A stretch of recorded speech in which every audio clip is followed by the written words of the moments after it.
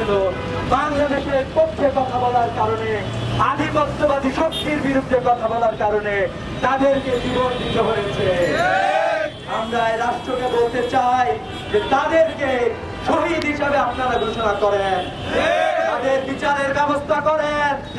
যদি আপনারা না করতে পারেন তাহলে পরাজিত অপশক্তিরা বাংলাদেশের সম্প্রীতি নষ্ট করার জন্য সব ধরনের আয়োজন তারা করবে। এখনো সবাই গ্রেফতার হয় নাই, আমরা গ্রেফতার করার জন্য জোর দাবি জানাচ্ছি। সেই সাথে আমরা বলতে চাই যে বাংলাদেশের মধ্যে যারা ভারতের দালালি করছেন তাদেরকে আমরা হুঁশিয়ার উচ্চারণ করতে চাই। আপনারা যে রাজনৈতিক পরিচয় হন না কেন, আপনারা যে ব্যক্তিত্বে হন না কেন, যদি আপনারা দেশ বিরোধী কোনো কার্যক্রমে লিপ্ত হন, বাংলার ছাত্র সমাজ, বাংলার তরুণ সমাজ আপনাদেরকে শক্ত হাতে প্রতিরোধ